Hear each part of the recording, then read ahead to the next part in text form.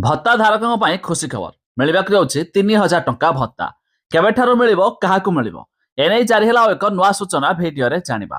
ଆପଣ ଜାଣିଛନ୍ତି ଏବେ ସର୍ବନିମ୍ନ ଭତ୍ତା ମିଳୁଛି 1000 ଟଙ୍କା। ବାକି ରହିଥିବା ହିତାଧିକାରୀ ଯେମିତିକି 80 ବର୍ଷରୁ ଉର୍ଦ୍ଧ୍ୱ ହିତାଧିକାରୀ ଯେଉଁମାନେ 80% ରୁ ଅଧିକ ଅକ୍ଷମତା ବା ବିକଳାଙ୍ଗ ସେମାନଙ୍କୁ ସରକାର ଦେଉଛନ୍ତି 3500 ଟଙ୍କା ଭତ୍ତା। ଏହି ମଧ୍ୟରେ ଯେଉଁ ହିତାଧିକାରୀ ଏବେ 60 ବର୍ଷ ହୋଇଛି ବା ଯେଉଁମାନେ ଏବେ 1000 ସର୍ବନିମ୍ନ ପାଉଛନ୍ତି ସେମାନଙ୍କୁ ମିଳିବାକୁ ଯାଉଛି 3000 ଟଙ୍କା। ଜାରି ହେଲା ନୂଆ ସୂଚନା ଭିଡିଓରେ ଜାଣିବା ତା ପୂର୍ବରୁ ଭିଡିଓକୁ ଲାଇକ୍ କରନ୍ତୁ, ସବସ୍କ୍ରାଇବ କରିନଥିଲେ ଏବେ ସବସ୍କ୍ରାଇବ କରି ପାଖରେ ଥିବା ବେଲ୍ ଆଇକନକୁ ଦବାଇ ଦିଅନ୍ତୁ। ଯଦି ଆପଣ ବି ଜଣେ ମଧୁବାବୁ ପେନସନ ଯୋଜନା, ଓଲ୍ଡ ଏଜ୍ ପେନସନ ଯୋଜନା, ଏମିତିକି ବିକଳାଙ୍ଗ ଭତ୍ତା, ଏମିତିକି ବିଧବା ଭତ୍ତା ହିତାଧିକାରୀ ହୋଇଥିବେ ଅର୍ଥାତ୍ ଏହି ସବୁ ସ୍କିମରୁ ଆପଣ ବି ଭତ୍ତା ପାଉଥିବେ, ତେବେ ଜାଣି ରଖନ୍ତୁ ଆପଣଙ୍କୁ ଆସିବାକୁ ଯାଉଛି ଖୁସି ଖବର। କାହିଁକି ନା ଖୁବ୍ ଶୀଘ୍ର ଆପଣଙ୍କୁ ଭତ୍ତା ହେବ 3000 ଟଙ୍କା।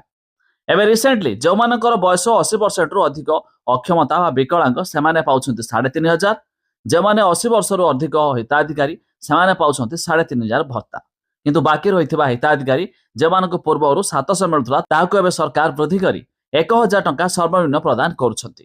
ହେଲେ ମିଳୁଥିବା ସୂଚନା ମୁତାବକ ଖୁବ୍ ଶୀଘ୍ର ଅର୍ଥାତ୍ 2026ରେ ହେବାକୁ ଯାଉଛି ସର୍ବନିମ୍ନ ଭତ୍ତା ରାଶି 3000 ଟଙ୍କା, ଯାହା ମଧ୍ୟ ବିଧିବଦ୍ଧ ଭାବେ ସରକାର ମଧ୍ୟ ଘୋଷଣା କରିବାକୁ ଯାଉଛନ୍ତି।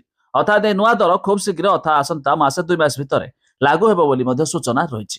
ଏବେ ସର୍ବନିମ୍ନ ଭତ୍ତା ରାଶି ହେବ 3000 ଟଙ୍କା। ଆପଣ ଜାଣିଥିବେ ନିର୍ବାଚନ ପୂର୍ବରୁ ଏହା ଘୋଷଣା ହୋଇଥିଲା କି ଏଥର ଯଦି ନୂଆ ସରକାର ଆସେ ତାହେଲେ ସମସ୍ତଙ୍କୁ ଭତ୍ତା ମିଳିବ 3000 ଟଙ୍କା। ହେଲେ ଏହା ମଧ୍ୟ ନୂଆ ସରକାର ଆସିବା ପରେ ସରକାର ଏହି କଥା ରଖିନାହାନ୍ତି।